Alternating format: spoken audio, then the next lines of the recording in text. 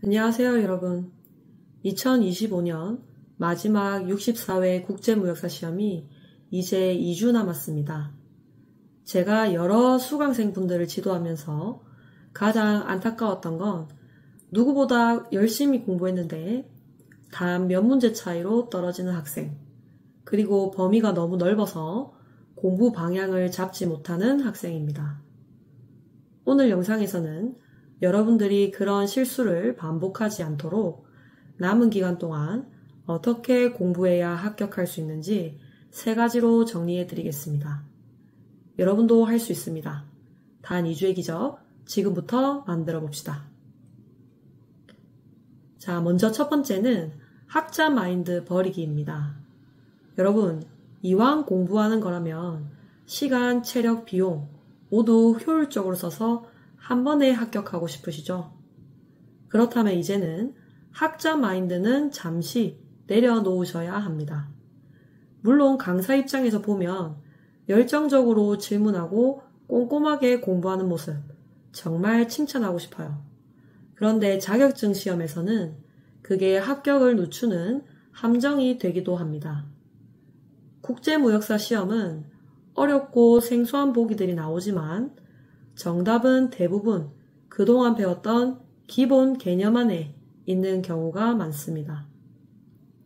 정말 지엽적인 문제나 생소한 용어들은 다시 안 나올 가능성이 높고 정답은 그 내용을 꼭 몰라도 풀 수 있는 경우가 많습니다. 그 내용을 붙잡고 있느라 다른 기본적인 개념들, 내용들을 놓치면 오히려 공부 기간이 길어져서 불합격으로 이어지게 됩니다. 모르는 내용이 나오더라도 일단 체크하고 넘어가세요.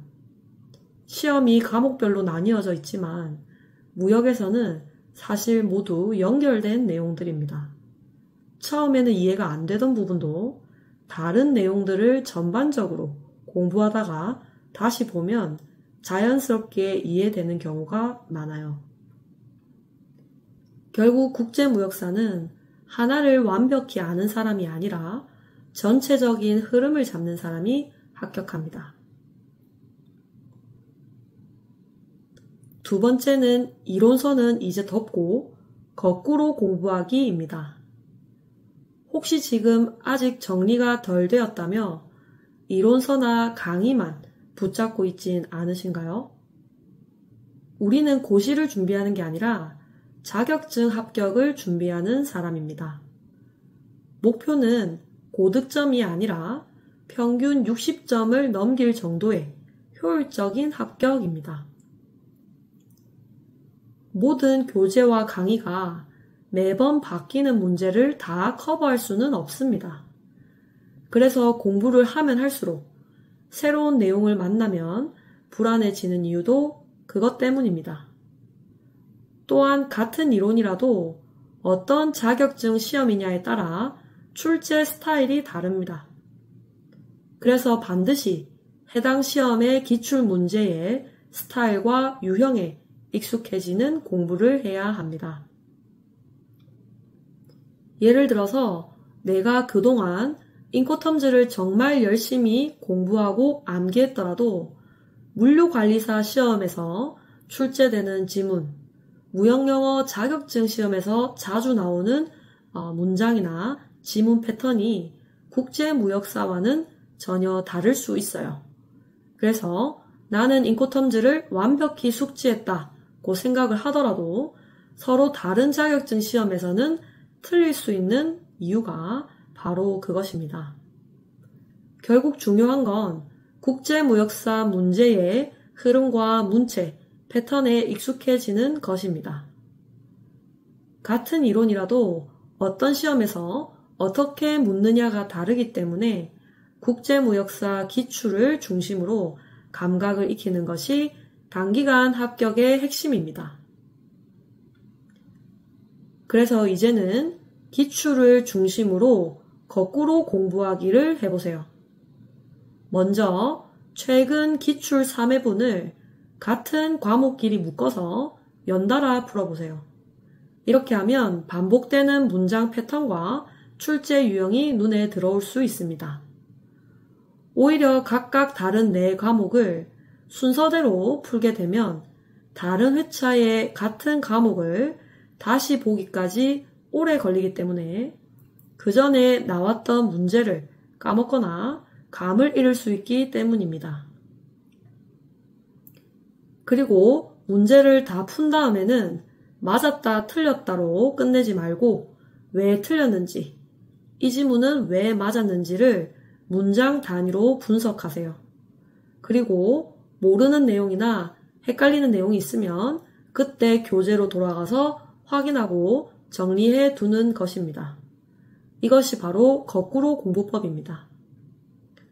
단 한 가지 예외가 있는데 규범 과목만큼은 휘발성이 강하기 때문에 시험 전에는 꾸준히 여러 번 그리고 빠르게 이론서를 회독하세요. 국제무역사는 60회차 이후 출제되는 스타일이나 내용들이 그 전과는 다소 바뀌었기 때문에 꼭 최신 기출을 우선으로 공부해야 합니다. 세 번째, 마지막 일주일은 시간 분배 연습하기입니다.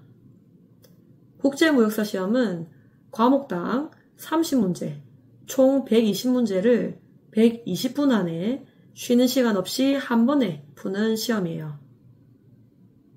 그래서 1분에 한 문제씩 풀 수 있는 속도감이 중요합니다.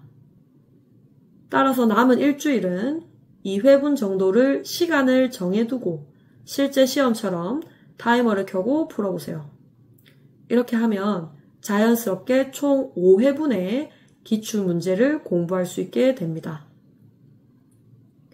이때 가장 중요한 건 시간 안배입니다. 시험에서 특정 과목이 어렵게 나왔다고 혹은 평소 자신 있던 과목이라고 해서 욕심내서 그 과목에만 매달리면 뒤에 있는 과목들이 밀리게 됩니다. 그러다 보면 마지막 무역 영어 과목이 오히려 쉽게 나왔는데도 시간이 모자라서 다 못 푸는 경우가 있습니다.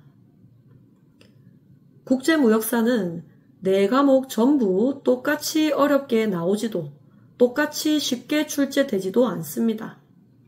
따라서 과목별로 미리 시간을 배분해두고 모르는 문제는 일단 적당한 답으로 우클릭을 표시하고 넘어가겠다라는 습관을 먼저 들이세요.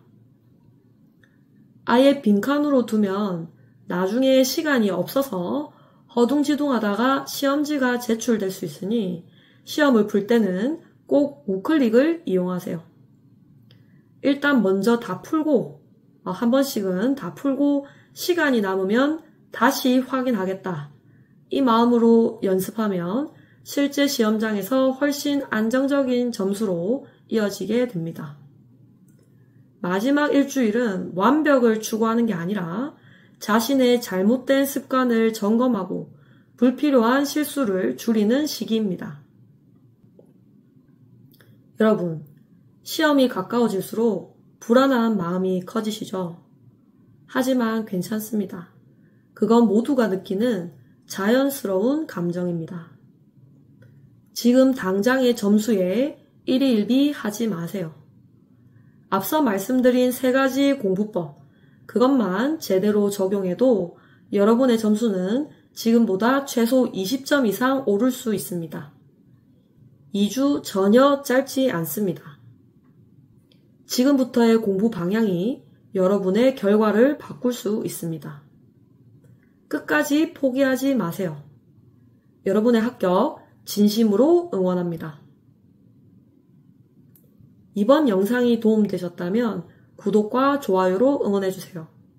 감사합니다.